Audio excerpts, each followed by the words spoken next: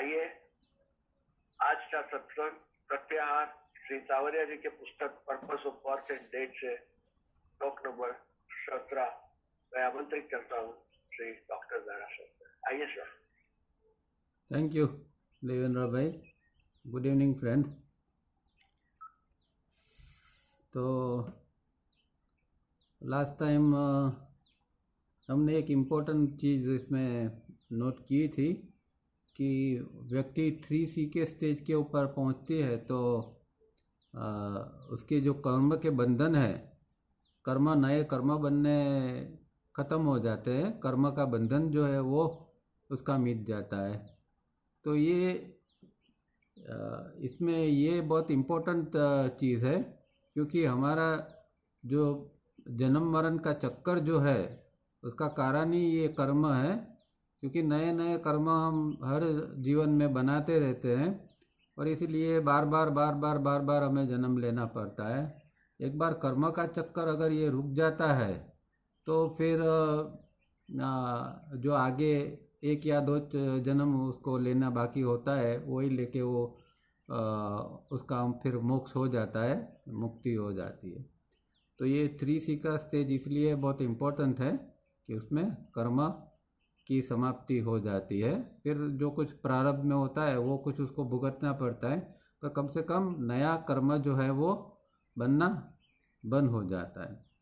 इससे पहले 3B के स्टेज है, उसमें भी एक बहुत इम्पोर्टेंट बात होती है। वो साधक भी इतना एडवांस होता है कि उसके ऊपर अभी प्लेनेटरी इन्फ्लुएंस नहीं चलती है।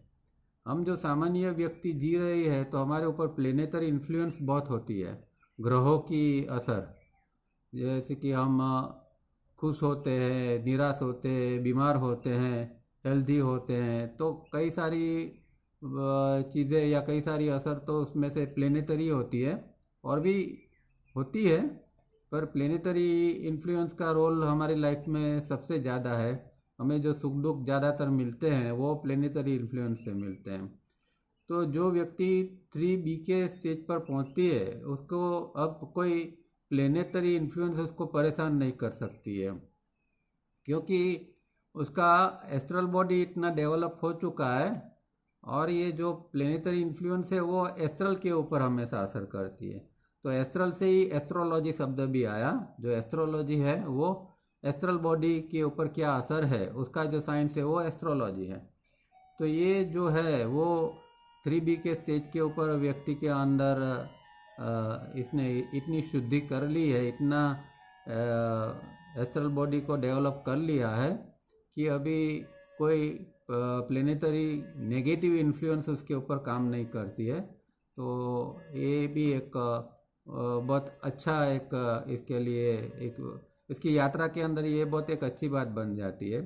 दूसरी है, इसके पहले ही उसने बायोलॉजिकली बॉडी को कंप्लीट कर लिया होता है, तो अभी फिजिकल लेवल पर तो उसको उसका शरीर बिल्कुल निरोगी हो जाता है। अब 3B पर उसका एस्ट्रल बॉडी भी निरोगी हो जाता है, कंप्लीट हो जाता है। और 3C के लेवल के ऊपर तो चैतन्य का प्रकाश उसके अंदर फैल जाता है। तो ये तीनों जो स्टेज है 3AB 3C, ये तीनों इस तरह आगे धीरे धीरे करके व्यक्ति को कंप्लीट बनाते हैं, पूर्ण व्यक्तित्व इससे बनता है। तो ये इम्पोर्टेंट पॉइंट हमने लास्ट टाइम एक देखा था, मुझे यहाँ उसका थोड़ा ये करना था।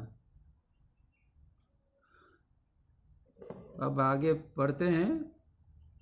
Purpose of birth and death, page number 311, last paragraph है। There has not to be and shall never be any change in the original super cosmic consciousness of the being. The complete man as the being always was, is and will be. तो हमारे अंदर जो तत्व है वो unchangeable है, एक complete man है। उसके अंदर जो है वो जो कॉस्मिक कॉन्शियसनेस जो है, सुपर कॉस्मिक कॉन्शियसनेस, एक वो पूर्णता से भरी हुई है। उसके अंदर कुछ उसमें से हम कुछ कम नहीं कर सकते, न बढ़ा सकते, और वो परमानेंट है। इसलिए वो भूतकाल में भी थी, अब भी है और आगे भी रहेगी। चाहे हमारा मोक्ष हो जाए, ये तीनों शरीर खत्म हो जाएंगे, सब कुछ खत्म हो जाएगा, यहाँ भूभुव स्व में हम नहीं रहेंगे, फिर भी ये जो हमारा तत्व है वो चिरंजीव है, वो हमेशा के लिए था भी और हमेशा के लिए रहेगा। क्योंकि ये जो हमारा जो तत्व है, हमारा जो अंदर का बीइंग है, हमारा जो चैतन्य है, वो परम तत्व से आया हुआ है, और परम तत्व तो पहले से है, था और है और रहेगा। इसीलिए हमारा जो चैतन्य तत्व है वो भी हमेशा परमानेंट है और परमानेंट ही रहेगा। और इसको कंप्लीट मैन कहते हैं यहाँ, कि भाई पूर्ण मानव, ये कंप्लीट है, उसके अंदर न कुछ ऐड करना है न कुछ कम करना है। It only seems that due to some factors this consciousness of the being and the awareness of the body and mind, the outer coverings of the being, have failed to maintain a clear communication and understanding. अब ये जो एक क्योंकि कुछ factors काम कर रहे हैं, कुछ उसके परिबल ऐसे काम कर रहे हैं, इसकी वजह से ये जो कॉन्शियसनेस जो है हमारी है, या जिसका जो एक दो चीज़ है, एक चैतन्य तत्व अंदर है और दूसरा बॉडी और माइंड के लेवल के ऊपर हमारी अवेयरनेस है। तो ये जो है ये सबका इंटरनल संबंध नहीं रहा है, इंटरनल कम्युनिकेशन नहीं रहा है, तो ये कम्युनिकेशन का गैप हमेशा ये रहता है। पर जैसे जैसे डेवलपमेंट होता जाता है इस तरह फिर वो गैप उसका कम होता जाता है। तो ये जो है वो बॉडी और माइंड जो है वो हमने एक कवरिंग है, हमारा चैतन्य के ऊपर एक टाइप का कवरिंग है। जैसे हम शरीर के ऊपर कपड़े पहनते हैं, इस तरह चैतन्य के ऊपर ये बॉडी माइंड हमारा एक कवरिंग है, पर वो उसका जो है कम्युनिकेशन यहाँ नहीं है इनों के अंदर, और इसलिए कोई इनके अंदर अंडरस्टैंडिंग भी नहीं है। तो बॉडी ब्रेन सिस्टम सही ढंग से चैतन्य तत्व क्या है वो समझता नहीं है। बॉडी ब्रेन सिस्टम जो है वो एक लिमिटेड अवेयरनेस के साथ ही हमेशा जीता रहता है।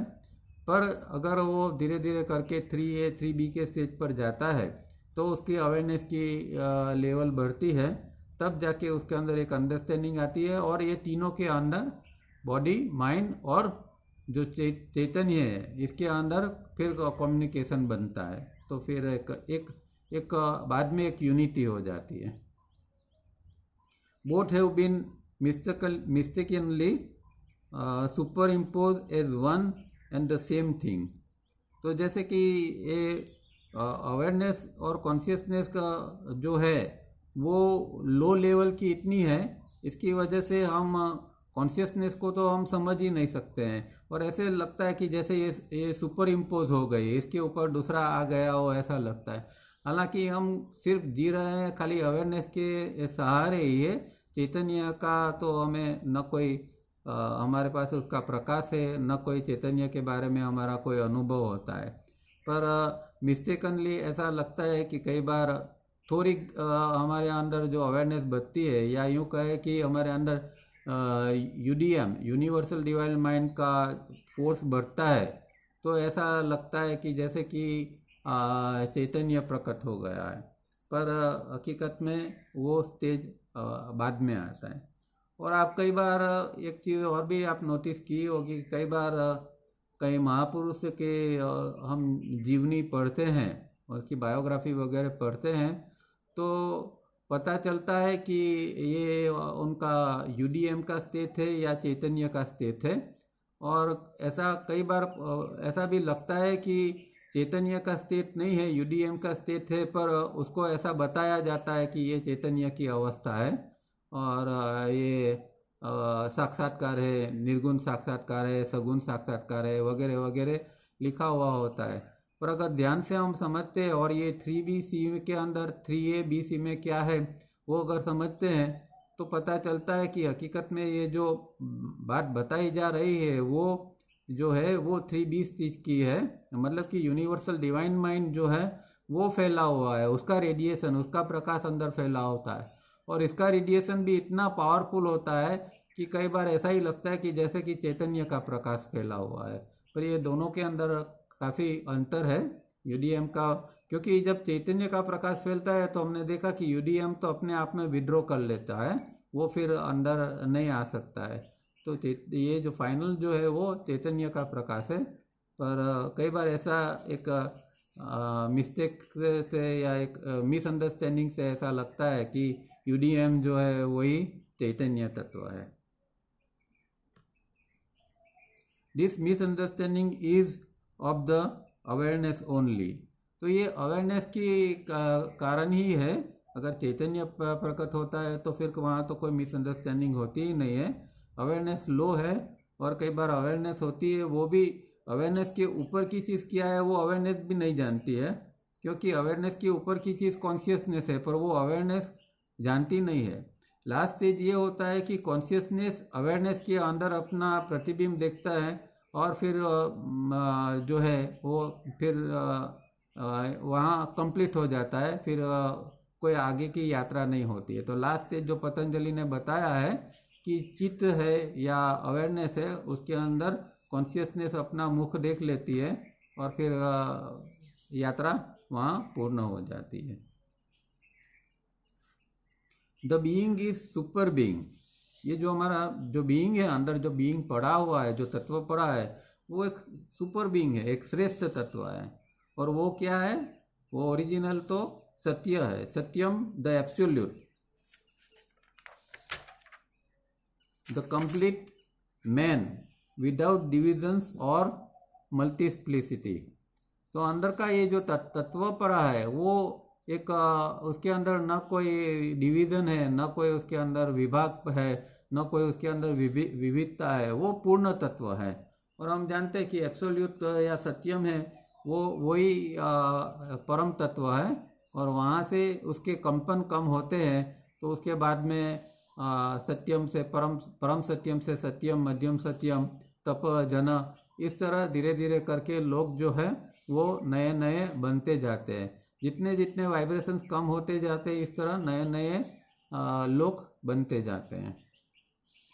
But when the complete man, the being, passes through a phase of different rates of vibrations, these stages are known as jana, mahar, swa, bhuva and bhu। तो ये क्योंकि वाइब्रेशंस एक्चुअली सत्यम ऐसा है कि वहाँ इतना हैवी वाइब्रेशंस है जिसको हम परम तत्व कहते हैं, वो वाइब्रेशंस के अलावा कुछ नहीं है, ना वहाँ रूप है, ना आकार है, ना कोई गुण है, कुछ भी नहीं होता है। कुछ घने वाइब्रेशन जो हम हमारी भाषा में उसका कुछ वर्णन ही नहीं कर सकते, उसके बारे में कुछ बता ही नहीं सकते। फिर भी हमारे पास जो शब्द है उसका सहारा लेके हम इतना ही कह सकते हैं कि ये घने वाइब्रेशंस होते हैं कि जहाँ कुछ भी सर्जन संभवित नहीं है, वहाँ कुछ भी क्रिएशन संभवित नहीं है। इसीलिए जब उसको कुछ सर्जन करना होता है, बाद में नए लोग बनाने होते हैं, तो सत्यम को अपने आप में अपने अंदर ही उसके कंपन जो है, उसके वाइब्रेशन से उसको कम करना पड़ता है। तो जब उसका जो एक हाईएस्ट वाइब्रेशन है उसके बाद में थोड़े वाइब्रेशन कम होते हैं, तो उसको फिर नया लोक कहा जाता है और उसका नाम दिया जाता है। तो इस तरह हमारे शास्त्र के अंदर ये शब्द, ये लोक के नाम अलग अलग है।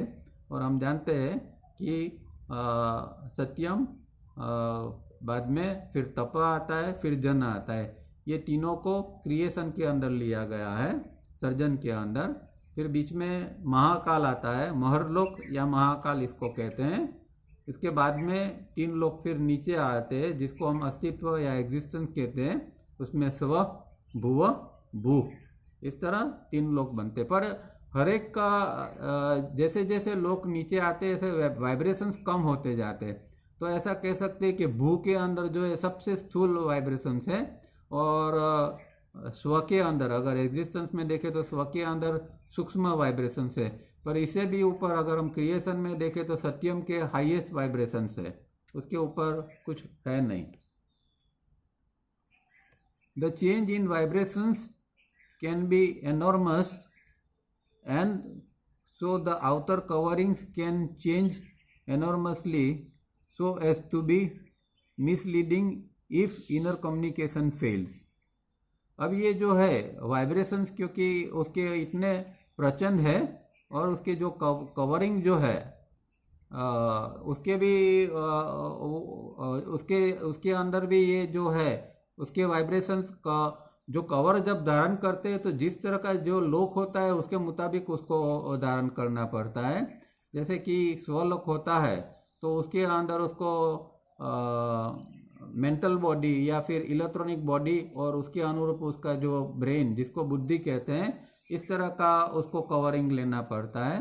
इस तरह भूव के अंदर जो है उसके एस्ट्रल बॉडी जिसको हम कहते हैं तो एस्ट्रल बॉडी उसका मेन बॉडी वहाँ होता है और उसका जो ब्रेन होता है उसको मनस कहते हैं। और भूलोक के अंदर हम ये फिजिकल बॉडी और ब्रेन इस तरह ये उसके कवरिंग है, कवरिंग इसके है। पर ये जो है वो इसका कम्युनिकेशन हर जगह पर प्रॉब्लम यही है कि इनर कम्युनिकेशन किसी के अंदर है नहीं तो वो फेल होते रहते हैं। इसीलिए जो राइट अंडरस्टैंडिंग जन्मनी चाहिए, राइट अंडरस्टैंडिंग होनी चाहिए इन वस्तुओं के लिए, ये तत्वों के लिए, वो हमारे अंदर नहीं रहती है। But the rate of vibrations from highest to lowest are also in rhythm. Do, re, mi, fa, sol, la, si, do और V, I, B, G, Y और Y, O, R। तो ये जो यहाँ इन्वोल्यूशन और इवोल्यूशन के लिए एक संज्ञा बताइए। पहली बात तो ये है कि अगर ये इन्वोल्यूशन है उसमें भी रिदम है, इन्वोल्यूशन है या इवोल्यूशन है उसके अंदर एक हमेशा रिदम रहती है। दूसरी बात ये है कि ये दो रे मी फा जो है वो हमारे यहाँ जो संगीत के अंदर हम जो सा रे ग म प ध नि सा जो 7 सुर है वही है उसके अंदर उसका जो स्केल है और उसके अंदर जो रिदम है। अब दो प्रकार से, एक सा रे ग म प ध नि सा और फिर है सा नी ध प म ग रे सा। तो जब इवोल्यूशन होता है तो सारे ग म प ध नि सा के रूप में होता है और जब इन्वोल्यूशन होता है तो ऊपर से नीचे की ओर आता है तो फिर नी ध प म ग रे सा इस तरह इसका ये होता है ये इन्वोल्यूशन और इवोल्यूशन। तो मतलब कि सत्यम है, सत्यम से अभी इन्वोल्यूशन स्टार्ट हो रहा है। सत्यम से जन, जन से तप, फिर महाकाल है, उसके बाद में स्व भूव भू। तो ये इन्वोल्यूशन की पूरी यात्रा है। तो यहाँ नी से सा से लेके सा नी ध प म ग रे सा के इस तरह के उसका सुर या इस तरह उसको समझा जाता है। और जब फिर हम नादिर तक पहुंच जाते हैं उसके बाद में जो हमारी इवोल्यूशन की यात्रा चालू होती है तो फिर वो सारे गम प ध नि सा के रूप में चलती रहती है। पर इनों के अंदर एक पर्टिकुलर टाइप की रिदम हमेशा रहती है। And to suit this rhythm of vibration and to experience all the state of vibrations, the being clothes himself consciously, and this clothing is not different or outside of the being। अब ये जैसे अभी हमने बात किया इस तरह चैतन्य तत्व जब पहले नीचे आता है तो उसका कोई क्लोथिंग नहीं है, उसके पास कोई शरीर नहीं है। वो जन तत्व से जो स्वेच्छा से वो अस्तित्व के अंदर आता है तो वो महाकाल से गुजर कर फिर पहले स्व में आता है। और जैसे स्व में आता है तो अस्तित्व में से उसको ये जैसे अभी हमने बात की इस तरह उसको मेंटल बॉडी और उसको बुद्धि मिलती है, क्योंकि जो लोक में वो चैतन्य है उसके अनुरूप उसको बॉडी ब्रेन सिस्टम चाहिए। जैसे कि कोई व्यक्ति, कोई एस्ट्रोनॉमर जो है वो स्पेस में जाता है तो उसको उसके अनुरूप स्पेस सूट पहनना पड़ता है, या हम प्रसंग के अनुरूप कपड़े पहनते हैं। जैसे शादी में जाते हैं तो हमारे कपड़े अलग होते हैं, किसी का मृत्यु हुआ है और वहाँ जाते हैं तो हमारे कपड़े अलग होते हैं। तो इसी तरह को किस लोक में ये हमारा चैतन्य तत्व है उसके मुताबिक उसको ये क्लोथिंग या ये जो कवरिंग है या फिर शरीर जिसको कहते हैं वो हमें इस तरह धारण करना पड़ता है। और वो वाइब्रेशन जैसे कम होते इस प्रकार के ये जो शरीर जो है वो भी इस तरह के मिलते जाते हैं। ऊपर जो है वो सूक्ष्म प्रकार के उसको शरीर मिलता है, फिर नीचे भू तक आता है तब तक में उसको फिर स्थूल शरीर की जरूरत पड़ती है।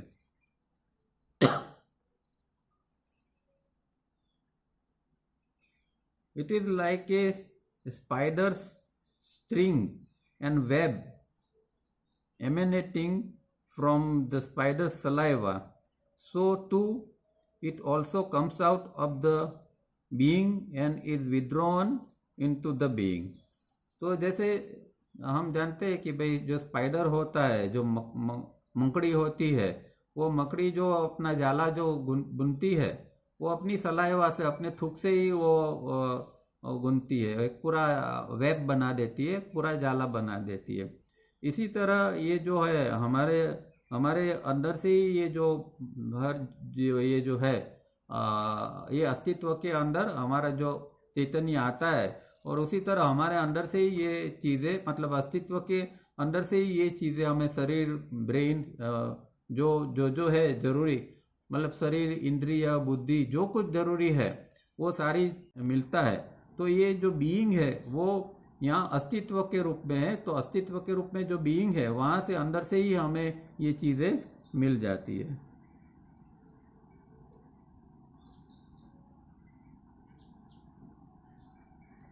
So actually there is no clothing and no regions and no state. अब ये कहते हैं कि ये तो समझने के लिए इस तरह हमें बात करनी पड़ती है, हकीकत में ऐसा कोई कुछ है नहीं, क्योंकि वेदांत का कंसेप्ट हम देखते हैं तो उसके अंदर भी यही कहते हैं कि भाई एक ही चैतन्य तत्व है या ब्रह्म तत्व एक ही है। ये तो ऐसे एक हमें एक मिथ्या भ्रमना होती है कि ये जगत है, ये है, वो है। हकीकत में तो एक ही तत्व है, हर जगह एक ही तत्व फैला हुआ होता है। तो यहाँ ये भी इस तरह की यहाँ बात कर रहे हैं कि actually there is no clothing and no region and no states, all comes out of the being and is withdrawn into the being as nothing can exist outside of being. तो यहाँ जो बीइंग है, ये being मतलब individual being की बात नहीं है, पर ये जो पूरा जो अस्तित्व फैला हुआ है, तो अस्तित्व में से ही सब कुछ निकलता है और फिर अस्तित्व में ही पूरा चला जाता है। तो जो कुछ हमें बॉडी ब्रेन सिस्टम अलग अलग मिलती है, वो अस्तित्व में से ही आती है। और फिर एक पॉइंट के ऊपर जब हम मोक्ष जब होता है तो अस्तित्व को ये सब कुछ दे देना पड़ता है, चाहे वो कितना भी फाइन, जितना भी सुपीरियर बॉडी ब्रेन सिस्टम हो, चाहे कितना भी सूक्ष्म हो, पर उसको हमें वापस दे देना पड़ता है। तो अस्तित्व से ही आता है और अस्तित्व में सब कुछ चला जाता है। So once this state of the complete man, the being is realized, then from there on one would laugh at the idea of the 8 steps of yoga as if these steps were responsible for creating the complete being.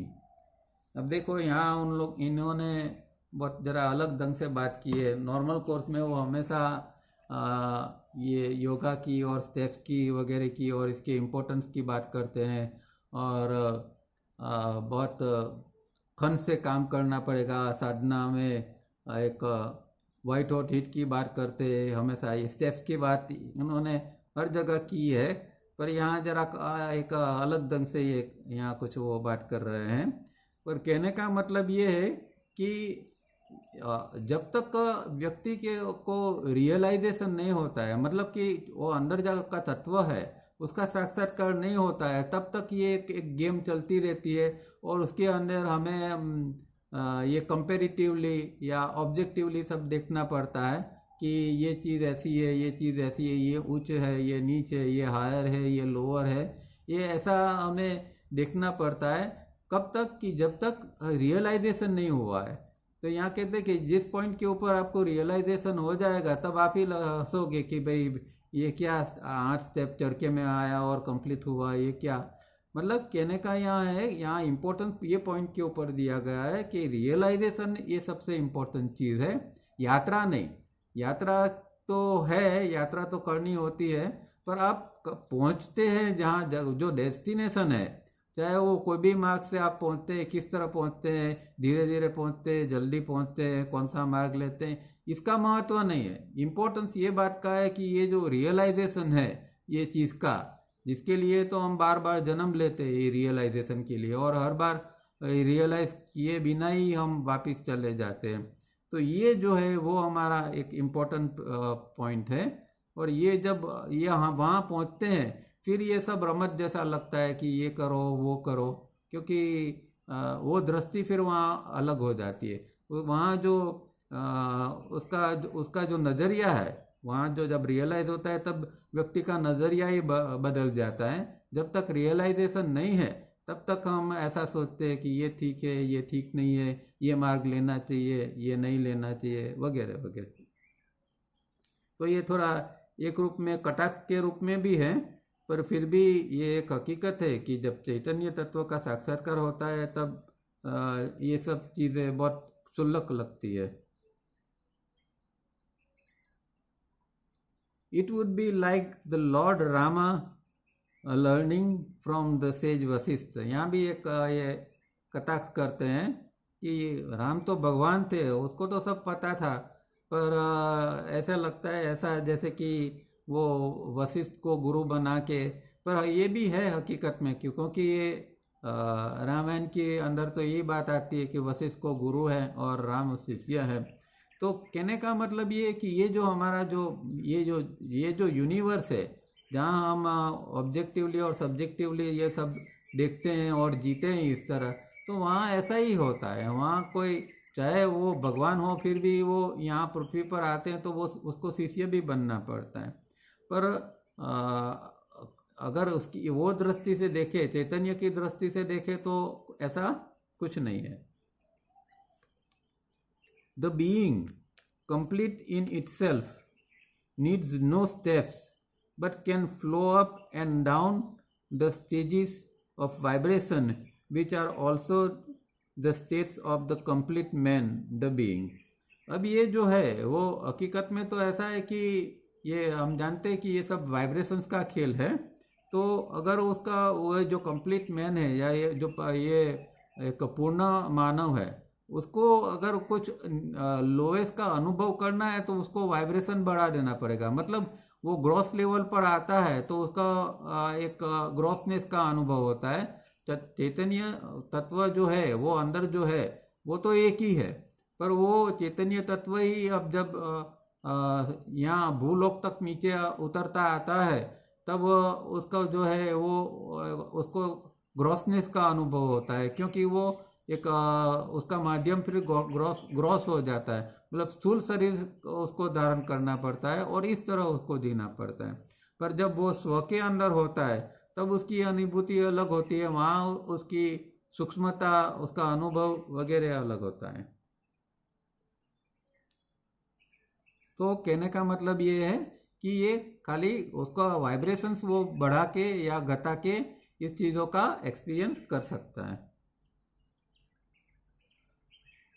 All else that one can understand is but the understanding of the incomplete man। तो हम जब ये relatively बात करते हैं तो ये तो इनकम्प्लीट, क्योंकि हम इनकम्प्लीट है तो हमें और कुछ समझना होता है तो हमें इसी भाषा में बात करना पड़ेगा। रिलेटिवली हम बात करते हैं और समझने का प्रयत्न करते हैं। और लास्ट टाइम भी उन्होंने ये बताया था कि भाई, क्योंकि अगर सच को समझना है तो कभी कभी झूठ का सहारा लेके भी हमें समझना पड़ता है। ऐसा झूठा एक अप्रोच क्रिएट करना पड़ता है। ये जो खलील जिब्रान का जो सेंटेंस है उस समय भी ये चीज़ हमने देखी थी। So what is experience in early stage 3C? The numerous inner circuits और revolutions of a prana, their speeds, sensation, sounds, type and nature is experienced within by the incomplete man on his way to becoming the complete man, as our understanding of the complete man implies।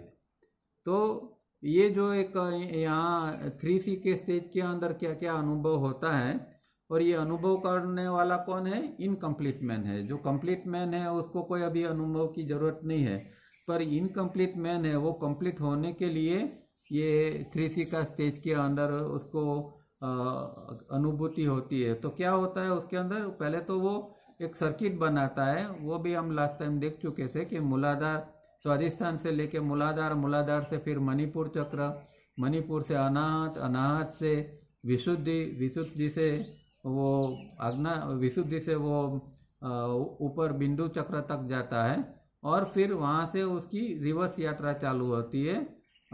ये आधी circuit है और वहाँ बिंदु के बाद में नीचे की सर्किट कंप्लीट होती है। तो बिंदु के बाद में आज्ञा चक्र आता है, फिर विशुद्धि का आधा भाग आता है, फिर अनाहत का आधा भाग आता है, फिर मणिपुर चक्र के बदले में कुंडली चक्र आता है, फिर मूलाधार और लास्ट में स्वादिष्ठान। इस तरह सर्किट कंप्लीट होती है और सर्किट का रिवॉल्यूशन होता है, मतलब कि 1 मिनट के अंदर उसके रिवॉल्यूशन होते हैं। 1 मिनट में 1 बार, 1 मिनट में 10 बार, 1 मिनट में 100 बार। इस तरह अंदर प्राण की सर्किट बनती रहती है और प्राण इसके अंदर घूमता रहता है। तो ये सर्किट 3C के स्टेज के अंदर बनानी पड़ती है और उसके अंदर स्पीड होती है, सेंसेशंस होते हैं, साउंड्स होता है। ये सब प्रकार का एक्सपीरियंस साधक को, जो इनकम्प्लीट मैन है, उसको होता है और धीरे धीरे इस तरह वो कंप्लीट मैन बनने की प्रक्रिया में रहता है। Such understanding is described here under in details. अब आगे नीचे ये और डिटेल के अंदर सब चीज़ बताते हैं कि 3C के स्टेज के अंदर क्या होता है। When the circuit is not complete and the movement of prana is from Swadhisthana to one of the center and back, into bracket the early advanced steps under a transcendental guide. For even the early steps requires an advanced guide. On reaching Manipur center, a peculiar sound is heard, best described as the sound of a very fast train passing by one at a railway platform. अब यहाँ उसको पहले क्या अनुभूति होती है, ये एक मणिपुर चक्र पर वो पहुँचता है स्वादिष्ठान से लेके जो पहली सर्किट बनती है। तो हम जानते हैं कि ये आगे देखा है हमने कि भाई स्वादिष्ठान से लेके मणिपुर, मणिपुर से स्वादिष्ठान से लेके मूलाधार और फिर मणिपुर, तो पहला एक चक्र होता है। तो ये इतनी छोटी सर्किट बनती है, फिर आगे जाके एक चक्र ऐड होता है, फिर अनाहत सर्किट में ऐड होता है, फिर सर्किट और आगे जाती है विशुद्धि, उसके आगे फिर बिंदु चक्र। इस तरह सर्किट धीरे धीरे करके कंप्लीट होती है। तो जब ये मणिपुर चक्र की जब सर्किट बनती है तो वहाँ उसे इस तरह एक ऐसा साउंड सुनाई देता है कि आप रेलवे प्लेटफॉर्म पर खड़े हैं और एक फास्ट ट्रेन एकदम जल्दी से निकल जाती है, तो किस तरह का एक आवाज़ आता है। इस तरह का जब मणिपुर की ये सर्किट बनती है तो अंदर से इस तरह का एक आवाज़ सुनाई देता है। और ये सारी प्रक्रिया जो है वो ट्रांसेंडेंटल गाइड जो है उसके गाइडेंस के अंदर ही ये करनी पड़ती है, क्योंकि ये अर्ली स्टेप जो है वो भी इतने ज़रूरी है कि वो एडवांस गाइड के अंदर किए जाएं। तो इस तरह पहला अनुभव उसको, जैसे कि ट्रेन पास होती है और जिस तरह आवाज़ आता है इस तरह उसको सुनाई देता है। One hears this sound loud and clear above the ears on either side of the mid brain. तो उसका जो उसके अंदर के कान के जो हिस्से है, जो मिड ब्रेन है, अंदर की ओर का जो कान का हिस्सा है, वहाँ उसको ऊपर के भाग में उसको इस तरह का आवाज़ क्लियरली स्पष्ट रूप में सुनाई देता है। Some mistakenly call it the hissing of the awakening Kundalini, but it is not so because the Kundalini makes no sound or noise. अब कई लोग ऐसा भी, क्योंकि ये योग का मार्ग जो है ना वो बहुत भ्रमना वाला है, अनुभूति कुछ होती है और उसका एक्सप्लेनेशन कुछ और हो जाता है, अंडरस्टैंडिंग कुछ और बना लेते हैं। तो यही होता है कि ये जो मणिपुर चक्र की सर्किट बनती है तो ये जो आवाज़ आता है तो कई लोग इसको मिस्टेकनली गलती से ऐसे कह देते हैं कि भाई ये तो कुंडलिनी जैसे फुटकार कर रही है, कुंडलिनी जागती है और जिस तरह से सिटकार या फुटकार करती है इस तरह की आवाज़ है, कुंडलिनी की आवाज़ है। पर यहाँ ये ना कहते हैं कि ये कुंडलिनी, क्योंकि कुंडलिनी कोई नॉइस, कोई किसी प्रकार का साउंड या आवाज़ कोई क्रिएट नहीं करती है कुंडलिनी जब ऊपर चढ़ती है। तो ये चक्र की अंदर से आया हुआ आवाज़ है। Once higher practices begin, this noise dies away but is heard till all the centers are reached and the first circuit is complete. तो धीरे धीरे जैसे प्रैक्टिस बढ़ती जाती है तो इस प्रकार के अंदर के जो आवाज़ है वो भी कम होते जाते हैं, बंद होते जाते हैं, और जिस तरह सर्किट कंप्लीट होती जाएगी इस तरह ये आवाज़ भी ख़त्म होते जाएंगे। Before the first circuit is completed during scientific yoga practices, during pratyahar stage, the sounds of each center with kaleidoscopic color reflection on the retina are experienced even with the eyes closed. अब एक आवाज़ तो एक अनुभव आवाज़ का होता है, दूसरा उसके साथ में उसको कुछ प्रकार के कलर भी दिखाई देते हैं। और हम जब हमने देखा है कि हम जब ये चक्रों का वर्णन किताबों में पढ़ते हैं तो हम जानते हैं कि हर चक्र का एक कलर होता है। मूलाधार के अंदर एक चक्र एक कलर है, स्वादिष्टान का कोई में लाल कलर है, एकदम डार्क लाल है, कोई में अग्नि जैसा कलर है, किसी के अंदर पीला कलर है। इस तरह हर एक चक्र, किसी में नीला कलर है, हर एक चक्र के अपने अपने कलर्स होते हैं। तो जब ये साइंटिफिक योग इसका प्रत्याहार का स्टेज पे पहुंचता है तो उसको इस तरह का एक पूरा उसके आँख बंद है फिर भी आँखों के सामने इस तरह का जो चक्र का साधना हो रही है उसका पर्टिकुलर चक्र का ही कलर उसके आँखों के सामने, रेटिना के सामने फुल फ्लेज के अंदर आता है, उसको दिखाई देता है। आँख बंद है फिर भी अंदर से उसको वो कलर दिखाई देता है। Once the first full circuit is completed and the speed of revolution within reaches 1 per minute, this experience of sound color images progressively diminish. तो ये अभी सर्किट का जैसा हमने देखा तो हर सर्किट का एक टाइम होता है। अब जैसे कि 1 मिनट के अंदर एक पूरी सर्किट कंप्लीट बनती है ऊपर और ऊपर से नीचे तक की, और उसके लिए अगर एक रिवॉल्यूशन के लिए एक मिनट का टाइम वो लेता है तो वहाँ फिर इतना प्रोग्रेस करने के बाद धीरे धीरे ये साउंड कलर जो है, इसकी जो इमेज है वो कम होती जाती है, ख़त्म होती जाती है। The higher the stage of progress the lesser such experiences of sound colour और इमेजेस। तो जितनी जितनी प्रगति बढ़ती जाएगी इतना ये एक प्रकार का जो साउंड कलर इमेज वगैरह जो अनुभव होता है वो एकदम कम होता जाएगा। मतलब फिर एकदम ब्लैंकनेस आती जाती जाएगी, फिर अंदर न कोई आवाज़ आएगी, एकदम शून्यता, एकदम शांति, एकदम गहराई बाद में प्रगति जाती है। तो जितना प्रोग्रेस होता है इतनी शांति और इतनी गहराई महसूस होती है। वहाँ फिर कोई कलर साउंड वगैरह नहीं आता है क्योंकि अभी सर्किट उसने कंप्लीट कर ली है और उसका रिवॉल्यूशन फास्ट होता जाता है। तो इतना प्रोग्रेस बढ़ने के बाद में ये चीज़ अभी रहती नहीं है। For such are the science of beginners. तो ये एक शुरुआत जो करने वाला होता है उसके अंदर प्रत्याहार के शुरुआत के स्टेजिस है, उसके अंदर इस प्रकार के साउंड कलर वगैरह का अनुभूति होती है। आगे जाके फिर ये सब भी समाप्त हो जाता है। This is the stage of Darshan also, उसको दर्शन का स्टेज भी कहते हैं। नाउ इज 1 फुल सर्किट पर minute continues a physical sound as of the falling of a large body of water over a small height is heard clearly over the noises of outside world and is registered at the top of and midway between brain section 2A and B.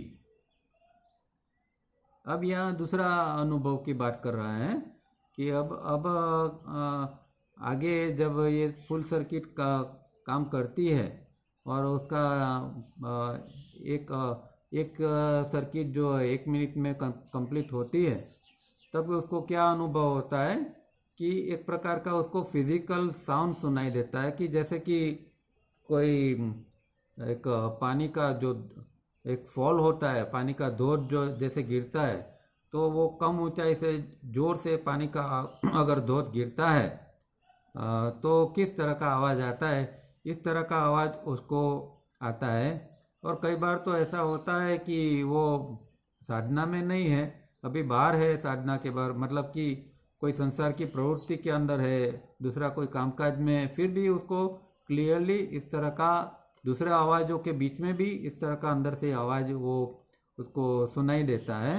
और उसका registration भी होता है, वो register होता है, वो brain का जो बीच में का हिस्सा है, section 2A and section 2B, तो वो ब्रेन का अपर साइड का जो हिस्सा है, 1 है जो वो आगे है, फॉरहेड है, 3AB है वो पीछे है, और ये सेक्शन 2A और 2B जो बीच में का हिस्सा है, वहाँ इसका रजिस्ट्रेशन होता है, वहाँ वो रजिस्टर हो इस तरह का आवाज़ होता है।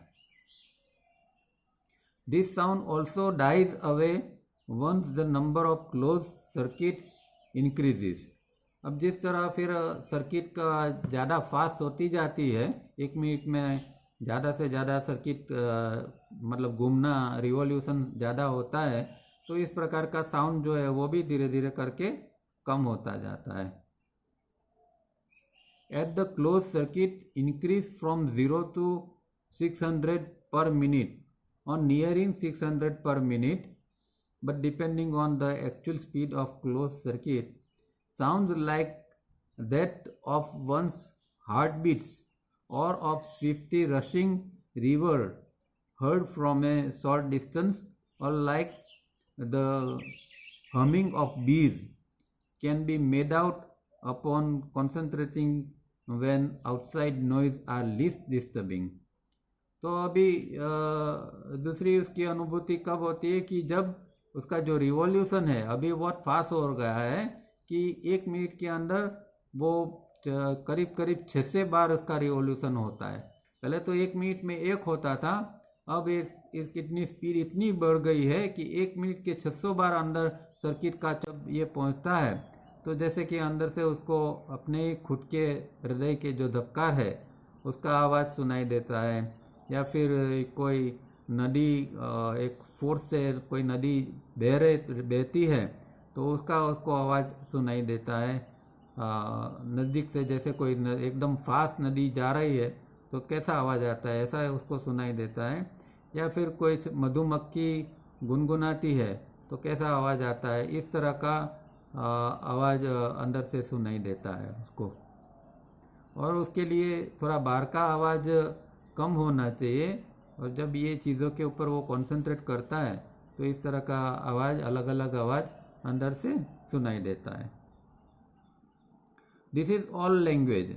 अब ये हमेशा उनको ये एक बात करते रहते हैं कि भाई मुझे ये काफ़ी सारी अंदर की चीज़ें ऐसी है जिसको ये भाषा में बात करनी पड़ती है, और हमेशा भाषा की मर्यादा रहती है, क्योंकि अंदर कुछ जो सुनाई देता है वो कुछ ऐसा भी आवाज़ हो सकता है कि जिसका कोई हमारे भाषा के अंदर कोई शब्द ही नहीं हो, ऐसे अंदर से कोई फीलिंग आती है, अंदर से ऐसा कुछ अंदर कुछ साउंड आता है कि जिसका वर्णन किस तरह किया जाए, क्योंकि वो अंदर से आता है और पहली बार आता है, और वहाँ कोई हमारी भाषा में ऐसा कोई शब्द ही नहीं होता है।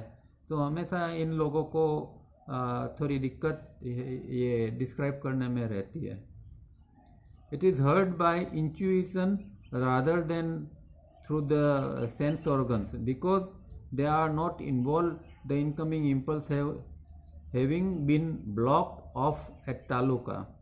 तो ये जो अभी जो अंदर का जो अनुभव हो रहा है वो कोई सेंस ऑर्गन से नहीं होता है, मतलब कि बाहर कान के भाई कोई बाहर का आवाज़ कान के ऊपर पड़ता है और हम सुनते हैं, या आँख से बाहर का दृश्य देखते हैं, मतलब जहाँ इंद्रिय का इन्वॉल्वमेंट है, इस तरह का ये नहीं होता है। वहाँ इंद्रिय तो बंद है, क्योंकि इनकमिंग इम्पल्स ही बंद हो गया है, वो तालुका का जो है वो ब्लॉक हो गया है, तालुका के वाल, तो कोई इम्पल्स ब्रेन के अंदर जा ही नहीं सकता है, इसलिए यहाँ उसका तो कोई इंद्रियों का इन्वॉल्वमेंट तो है ही नहीं।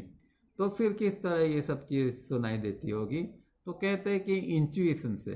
तो अंदर एक प्रकार का एक इंट्यूशन, एक अंदर का अंतर्ज्ञान उसको प्रकट होता रहता है, और उसके द्वारा, या ऐसा भी कहे कि अंदर के जिसको आंतरिक करण बोलते हैं, करण माने कि साधन, आंतरिक इंद्रिय बोलते हैं। तो अंदर की इंद्रिय, जो बाहर की इंद्रिय नहीं पर अंदर की इंद्रिय, जिसको यहाँ उन्होंने इंट्यूशन शब्द यूज किया है, तो अंदर की इंद्रिय के द्वारा ये चीज़ वो सुन सकता है, समझ सकता है। This sound also slowly die away. तो ये जो साउंड जो अलग अलग प्रकार के है, वो जैसे प्रोग्रेस होता जाएगा धीरे धीरे करके ये सब खत्म होते जाएंगे। When the closed circuit are building up from 600 to 1800 per minute and one nearly 1800 per minute, the surface of the physical body feels as if it is receiving electrical tremors and the flesh keeps vibrating. अब यहाँ दूसरा एक अनुभव का बताते हैं, और अभी इसकी जो सर्किट की जो स्पीड है वो भी बहुत एकदम फास्ट हो गई है, क्योंकि पहले 600 थी तो अलग प्रकार के इसको साउंड सुनाई देते हैं। अब 600 से लेके 1800 तक, और करीब करीब 1800 के करीब पहुंचती है ये सर्किट, 1 मिनट के अंदर इसका रिवॉल्यूशन। तो उसको क्या सुनाई देता है कि फिजिकल बॉडी में जैसे कि अंदर से कोई इलेक्ट्रिकल कोई कंपन, इस तरह का कोई विद्युत कोई कंपन उसको महसूस होता है, और उसके जो फ्लैश है, उसका जो मांसपेशी है, उसके अंदर की जो ये अपने मसल्स होते हैं, वो मसल्स के साथ में जो मांसपेशी होती है वो वाइब्रेट होती है। इस तरह का उसको एक अनुभव होता है, क्योंकि ये सर्किट, ये प्राण इतनी स्पीड से जाता है, इतनी स्पीड से घूमता है, तो बॉडी के सरफेस लेवल पर, बॉडी का जो सरफेस भाग है उसके ऊपर ऐसे जैसे कि कोई इलेक्ट्रिक करंट का किस तरह उसके कंपन महसूस होते हो, या फिर ये जो मांसपेशी है वो ऐसे एक जोर से इसके अंदर एक ध्रुजन पैदा होती है, इस तरह का एक अनुभूति होती है उसको। ये 1800 की स्पीड पर पहुंचता है तब। If the ears are closed, these tremors can be heard with the ears closed at the navel when awake and working, but when awake and resting, they seem to spread from the navel towards the heart. अब ये उसके कान बंद है तो भी वो अंदर से उसके इस तरह का आवाज़, उसके ये एक फीलिंग उसको आती है, इस तरह का वो सुन सकते हैं या महसूस कर सकते हैं कि ये एक प्रकार का ट्रेमर्स अंदर, उसके अंदर बॉडी के अंदर चल रहा है। और ये जो है उसकी जो फीलिंग या उसके जो आवाज़ जो आती है वो नॉर्मल कोर्स में वो जागृत है तो उसको नाभि का हिस्सा है, नेवल पार्ट है, वहाँ से आती है। पर वो व्यक्ति आराम कर रही है, जागृत भी है और आराम कर रही है, तो ऐसा लगता है कि वो नाभि से अभी हार्ट की और हृदय की और उसका आवाज़, उसकी आवाज़ वहाँ से आ रही हो, हृदय की ओर से आ रही हो, ऐसा महसूस होता है। At this stage, the solar plexus or Manipur center area is now entirely deadened. No more can the animal nature and instinct be traced in the man. All such animal-like memory patterns are erased from memory section 3A and B. अब जो मणिपुर चक्र जो है, हम जानते हैं कि भाई मणिपुर चक्र के अंदर हमारे अंदर एनिमल इंस्टिंक्ट होती है, ये जो प्राणीजन्य जो हमारे जो संस्कार जो है हमारे अंदर, जो भी कुछ हमारे अंदर जो ब्रूटालिटी है, जो वाइल्डनेस है, वो जो हमारे स्वभाव के अंदर जो पड़ा है सूक्ष्म रूप में, तो ये सारी चीज़ें यहाँ हमारा मणिपुर चक्र के अंदर है। पर जिस तरह यहाँ इस स्टेज के ऊपर जब काम होता है, ये सोलर प्लेक्सस और मणिपुर के ऊपर काम चलता है, तो यहाँ धीरे धीरे करके ये एनिमल नेचर और इसकी जो इंस्टिंक्ट है वो ख़त्म होती जाती है, और उसके अंदर जो उसकी मेमोरी पैटर्न, अब देखो एक मेमोरी पैटर्न जो है वो ब्रेन के 3A और 3B के अंदर है, और इसकी जो एक सेंसेशन या फीलिंग जो है वो मणिपुर के अंदर है। तो मणिपुर का ताल्लुक जो है वो सेक्शन 3A और 3B से बी के अंदर भी है। मतलब कि ये एनिमल टाइप मेमोरी पड़ी है सेक्शन 3A के अंदर, पर उसकी कुछ असर या उसका कुछ उसकी अनुभूति जो है वो हमेशा ये मणिपुर चक्र के साथ जुड़ी होती है, क्योंकि वो चक्र ही एनिमल इंस्टिंक्ट है। और ये हमारे अंदर सब आया हुआ है, इवोल्यूशन के अंदर आया है। जैसे जैसे क्योंकि पहले तो इंसान नहीं था, ये पृथ्वी के ऊपर प्राणी जगत ही था। तो प्राणी जगत के अंदर के बाद में जब मनुष्य आया तो इवोल्यूशन के अंदर ये प्राणी जगत से जो है वो मनुष्य के अंदर शिफ्ट हो गया, और ये हमारे अंदर ये हो गई। इसीलिए टावरिया जी ने साइकिक नेचर शब्द यूज़ किया है, और लोअर साइकिक नेचर। तो लोअर साइकिक नेचर जो हमारा है ये इवोल्यूशन से, प्राणी सृष्टि से हमारे अंदर आया हुआ है। Through inner detachment now takes place, not requiring one to leave one's family and go to the Himalayas. Eventually they becomes fainter till they die away. अब ये जब मणिपुर चक्र इतना शुद्ध हो जाता है और अंदर से एक डिटैचमेंट का भाव आता है, एक वैराग्य का भाव आता है, तो वो सही माने में वो वैराग्य होता है। तो वो घर पर ही रहता है, उसको कुछ त्याग करने की ज़रूरत नहीं है, वो हिमालय पर चले जाने की उसको कोई ज़रूरत नहीं है, वो घर पर ही रहता है, और वो वहाँ उसकी जो ड्यूटी है वो उसको निभाता रहता है। पर ये डिटैचमेंट सही माने में ये डिटैचमेंट है, न कि घर बार छोड़ के हिमालय पर चले जाना, वो detachment. Eventually they become fainter till they die away. तो ये जो संस्कार है या ये जो इस प्रकार की मेमोरी पैटर्न है वो धीरे धीरे फेंट होती जाती है, वो ऐसे एकदम धीमी होती, ब्लर जिसको कहते हैं ना, इस तरह की हो जाती है, और फिर धीरे धीरे करके वो सारी मेमोरी पैटर्न से वो मरती जाती है। Again this is but language. तो फिर से यहाँ इस भाषा का यहाँ उनको उपयोग करना पड़ता है। One nearing 3600 closed circuit revolutions per minute, one gets an unbearable piercing feeling from Bindu to Muladhar, as if a vertical shaft only fractionally wide has been drilled. A deep, soundless, unaudible but intuitively experienced sound. अब यहाँ एक नई अनुभूति की, अब देखो धीरे धीरे पहले 600 की सर्किट था पर राउंड, फिर 1800 का हुआ, अब आगे जाके इससे भी फास्ट 3600, मतलब 3600 एक मिनट के अंदर 3600 बार इसका रिवॉल्यूशन, इतनी स्पीड से प्राण घूमता रहता है, ये हम कल्पना भी नहीं कर सकते, इतनी स्पीड से अंदर प्राण का घूमना होता है ये चक्रों के अंदर, ऊपर से नीचे, नीचे से ऊपर, इस तरह घूमता ही रहता है ये प्राण। और इस दौरान क्या होता है कि जब 3600 की स्पीड के ऊपर ये पहुंचता है तो उसको मूलाधार से लेके बिंदु तक में एक अनबेरेबल, उसको वो सहन न कर सके, इस तरह की एक अंदर एक जैसे पेन, एक तीक्ष्ण, एक तीव्र टाइप का एक पेन जैसा उसको एक महसूस होता है। और वो ऐसा होता है कि जैसे कि कोई, जैसे हम ड्रिल करते हैं कोई एक चीज़ के अंदर, हम छिद्र करते हैं तो ड्रिलर से हम छिद्र करते हैं तो कैसे ये अंदर ड्रिलिंग होता है, इसी तरह जैसे कि बिंदु से लेके मूलाधार तक में कुछ ड्रिलिंग अंदर हो रहा है, और इसका पेन उसको एक प्रकार का अनबेरेबल पेन, या उसको एक इसकी एक फीलिंग होती है इसके टाइप में। और deep, soundless, inaudible but intuitively experience sound, तो वहाँ एक प्रकार का साउंड है, पर वो साउंड ऐसा है कि जो साउंडलेस साउंड है, मतलब आवाज़ नहीं है फिर भी किसी प्रकार का एक आवाज़ है, और वो कोई सुनाई नहीं देता है, पर वो इंट्यूटिवली एक्सपीरियंस होता है।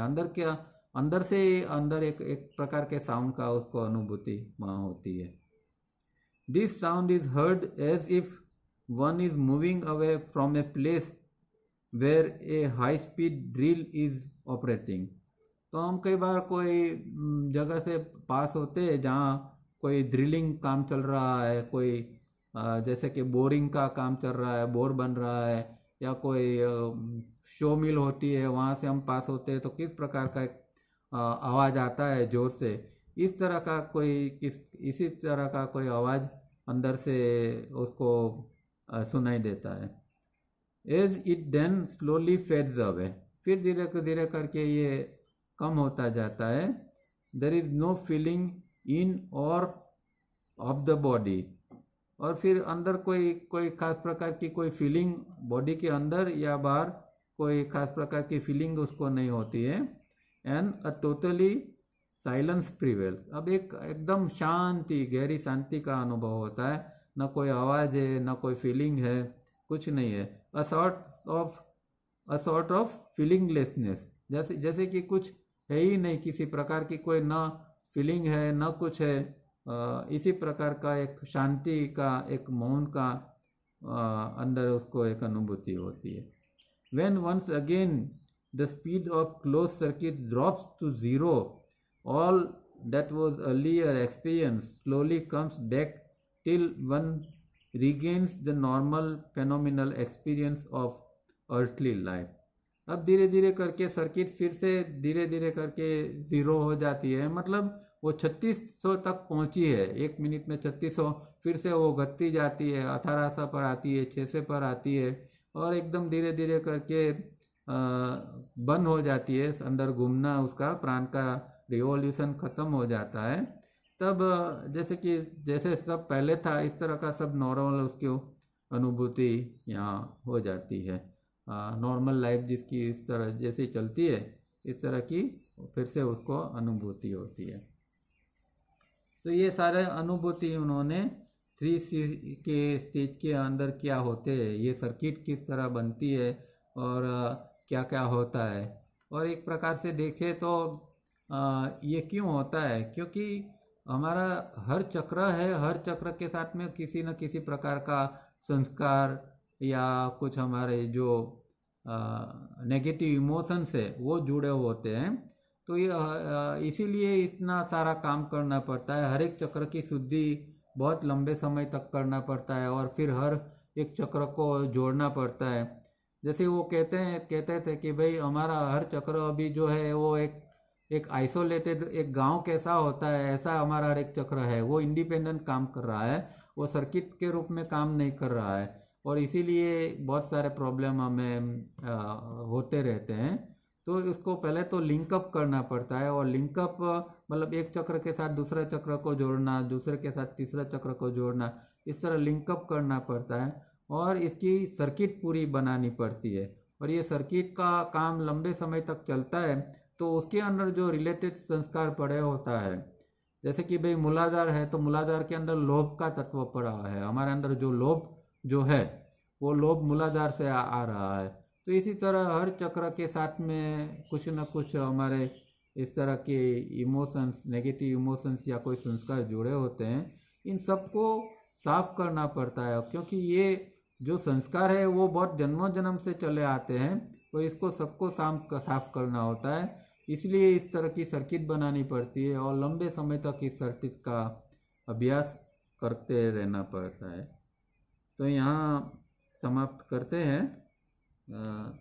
नेक्स्ट वीक तो नहीं मिल रहा है, उसके बाद के वीक में फिर से देखेंगे आगे, फिर किस तरह की ये सर्किट चक्रों के ऊपर बनती है, उसका आगे जो वर्णन है वो नेक्स्ट वीक में देखेंगे। अभी 2-3 मिनट बाकी है, किसी को कोई प्रश्न है तो पूछ सकते हैं। हेलो। हाँ बोलो। नमस्ते दारा साहब। हाँ बोलो, एक वाराफरती बोलो। हाँ सॉरी। हाँ बोल। ये जो भी आपने बताया, हाँ ये जो स्पीड होती है सर्किट की वो 600 होती है, फिर 1800 होती है, फिर 3600 होती है। जी। मेरे को एक चीज आपसे समझनी है कि आपको इतना एक्सपीरियंस है, आप इतने साल से प्रैक्टिस करते हैं, हाँ कोई कोरिलेशन है कि हमको जो रिफाइनिंग कराई जाती है वो भी 36 साइकिल पर मिनट कराई जाती है, उसके और इसके बीच में कोई कोरिलेशन है आपकी नजर के हिसाब से? नहीं, उसका कोई कोरिलेशन नहीं है, क्योंकि ये जो है वो सर्किट का, जैसे हमने बताया ना कि भाई एक चक्र से दूसरा चक्र, दूसरे चक्र से तीसरा चक्र, इस तरह चक्र को लिंक करके उसकी सर्किट बनती है। अब जब हम रिफाइनिंग करते हैं तो इंडिविजुअल चक्र को की ही शुद्धि का हम अभ्यास करते हैं। जैसे कि सेकंड एक्सरसाइज हम Correct. करते हैं, तो सेकंड एक्सरसाइज के अंदर हम जी। मणिपुर के ऊपर ही काम करते हैं। फर्स्ट एक्सरसाइज करते बरोबर. हैं तो अनाहत के ऊपर ही काम करते हैं। अनाथ पे कर. हाँ, करेक्ट. तो हम अभी तो क्या है कि हमारा पहला स्टेज है, तो उसके अंदर तो इंडिविजुअल चक्रों का एक एक चक्र को पकड़ के उसकी थोड़ी शुद्धि करनी पड़ती है। उसके बाद में उसकी लिंक बनती है, उसके बाद में सर्किट बनती है, और फिर प्राण का घूमना चालू होता है। तो ये क्योंकि इसीलिए तो ये प्रत्याहार में है। अभी तो हम प्रत्याहार तो हमारे लिए अभी बहुत दूर है। अभी जो हम स्टेज में, अगर रिफाइनिंग का स्टेज जो हमारा है वो बहुत जी. वो ये लेवल का है, बराबर। केजी लेवल का है. Thank you sir. हाँ थैंक हाँ यू. हाँ, बोलिए। हेलो। हाँ बोलो निकिता। हाँ हाँ सर, आपने जो पहले बताया कि 3B के स्टेज पर जो पहुंचा हुआ है उसको वो ग्रहों की असर होती नहीं है, हाँ, तो क्या हम जो हम शुरुआत करते हैं अभी से, तो पर तो असर होती है? अभी वैसे हम मानते तो है नहीं ऐसा कुछ। नहीं, अभी तो हमारे ऊपर होती है ना। अभी जो हमें जो सुख दुख की जो अनुभूति होती है, हमारे लाइफ में जो कुछ आता है, फायदे के रूप में आता है, नुकसान के रूप में आता है, जो संबंध होते हैं, हर चीज़ जो है वो प्लेनेटरी इन्फ्लुएंस के हिसाब से ही हमारे अंदर पूरी जिंदगी हमारी है, तो वो पूरी की पूरी जिंदगी प्लेनेटरी इन्फ्लुएंस से ही चलती है। पर जब वो व्यक्ति 3B के स्टेज के पर पहुंचता है, तब जो है वो उसका एस्ट्रल बॉडी इतना क्लीन हो जाता है कि वो अभी कोई प्लेनेटरी नेगेटिव इन्फ्लुएंस को वो ले ही नहीं सकता। कोई नेगेटिव इन्फ्लुएंस उसके एस्ट्रल के ऊपर असर ही नहीं कर सकता अभी तो, क्योंकि प्लेनेट से नेगेटिव और पॉजिटिव दोनों टाइप की इन्फ्लुएंस आती है। और जैसा हमारा अंदर का स्ट्रक्चर है, जैसा हमारा एस्ट्रल बॉडी है, इस तरह की वो इन्फ्लुएंस को लेगा। अभी हमारे अंदर कोई पर्टिकुलर टाइप की नेगेटिविटी पड़ी है, तो कोई पर्टिकुलर प्लेनेट से इस प्रकार की ही नेगेटिविटी हमारे अंदर जाती है, ज़्यादा आएगी। जैसे कि भाई कोई व्यक्ति के अंदर गुस्सा बहुत पड़ा है, तो गुस्सा जो है नॉर्मली कोर्स में मंगल का नेगेटिव पार्ट उसको माना जाता है। तो उसके अंदर जो ये इस प्रकार का गुस्सा ज़्यादा है, तो मंगल का नेगेटिव पार्ट जो है, वहाँ की इन्फ्लुएंस जो है उसको ज़्यादा परेशान करेगी। तो इस तरह ये इन्फ्लुएंस हमारे ऊपर असर करती रहती है। अच्छा, ओके। तो फिर ये बोलते हैं कि ये ऐसे ये विधि पहनो, ये करो, ये विधि कराओ, ये सब, तो उससे फर्क पड़ता है क्या? उससे वो थोड़ा फर्क, क्योंकि ये सब जो है वो इन्फ्लुएंस है, या इसका है कि वाइब्रेशन एक प्रकार के हैं, तो बहुत थोड़े प्रमाण में, एकदम थोड़े प्रमाण में। क्योंकि मेन इम्पोर्टेंट बात तो ये है कि वो संस्कार हमारे अंदर पड़ा है। अभी जैसे मैंने कहा कि भाई गुस्सा अंदर पड़ा है, और गुस्सा की असर, मंगल की असर ना हो उसके लिए हम कोई नंग पहनेंगे, या कोई ये करेंगे वो करेंगे, कुछ पूजा पाठ करेंगे, इसकी ज़्यादा महत्व नहीं है, और ज़्यादा उसका कोई फ़ायदा भी नहीं है। क्योंकि जो बेसिकली अंदर पड़ा है उसको हमें साधना से उसको निकालना है, न कोई नंग। तो वो कोई एक टेम्परली शायद कुछ उसका थोड़ा कुछ ये सपोर्ट मिल सकता है, पर जब तक वो चीज़ अंदर नेगेटिव पड़ी है तब तक वो इन्फ्लुएंस तो आती ही रहेगी। हाँ, मतलब बेसिक हमारे अंदर जो है उसको हमें पहले निकालना है, साफ करना है। बिल्कुल बिल्कुल बिल्कुल, वही करना है। Okay okay okay, thank you sir. हाँ। और किसी को कोई प्रश्न है?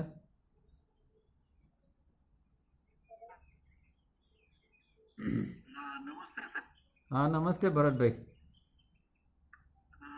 આજના પ્રવચન અનુરૂપ કદાચ નથી, એક પ્રશ્ન મનમાં આવ્યો એટલે પૂછી લઉં. हाँ તાવરિયા સાહેબને જે વચન છે કે પોણા 7 થી 7:15 મારી હાજરી રહેશે, એ ફિઝિકલ બોડીમાં નથી તો એવું કહી શકાય કઈ રીતે જસ્ટ આવ્યું એક નહીં એટલે સમજ નહીં પડી તમારો. એક તો અવાજ ક્લિયર નથી આવતો ને પ્રશ્ન બી સમજાયો નહીં મને. હા એટલે સાહેબે જે વચન આપ્યું છે કે હા 7:30 થી 7:15 હું હાજર હોઈશ, હા મારી હાજરી રહેશે એવું. હા બરોબર છે. એટલે ફિઝિકલ બોડીમાં અને સ્થૂળ દેહમાં નથી તો આપણે કયું એમ કે જસ્ટ એવું જાણવાની. नहीं, हाजिरी ने फिजिकल बॉडी साथ कोई संबंध ज नहीं है. जो हमें उनके साथ जो वो 6:45 से 7:15 का टाइम दिया है कम्युनिकेशन के लिए, तो वो जहाँ भी है वो जब पहले तो मानो कि यहाँ शांति से बैठते थे और वो सबका वो रिसीव करते थे कि जो व्यक्ति उनको उनके साथ कम्युनिकेट करने का प्रयत्न करता है, वो अगर वो व्यक्ति के अंदर इतना ये है, इतनी कैपेबिलिटी है कि वो उनका कांटेक्ट कर सकती है, वो तो है, वो तो एक रिसीवर के रूप में है. अब हम हमारे अंदर ये इतना ये पावर होना चाहिए कि हम उसके साथ कम्युनिकेशन कर सके. तो सवाल तो हमारे अंदर है, वो तो हाजिर ही है आज की डेट में भी, चाहे वो फिजिकल बॉडी में नहीं है फिर भी वो तो जहाँ है वहाँ तो वो तो अवेलेबल ही है. अगर हमारे अंदर इतनी कैपेसिटी है कि हम इसके साथ जुड़ सकते हैं, उसके साथ कम्युनिकेट कर सकते हैं, तो उसे जो हमें कुछ कहना है, सुनना है, वो टू वे हो सकेगा. अभी तो क्या होता है कि हमारे अंदर वो अनुभूति नहीं आती है कि जैसे कि कोई सामने है और जैसे कोई हमें सुन रहा है. ऐसा हम तो एक मानते हैं कि भाई वो हमें सुन रहा है और हमारा कोई अगर कोई फरियाद है, कोई प्रॉब्लम है तो हम बोल देते हैं, कह देते हैं, बात ख़त्म हो जाती है. हमें वहाँ से वो भी कुछ कहना चाहते हैं, वो हमारे प्रश्न का आंसर देना चाहते हैं, वो हम सुन सकते हैं का. तो वो रियल सेंस में वो कम्युनिकेशन है. कम्युनिकेशन इसको कहते हैं कि आपने उनको पूछा और उन्होंने बताया, तो वो जब दोनों वे टू वे वो जब कंप्लीट होता है तो वो रियल कम्युनिकेशन है.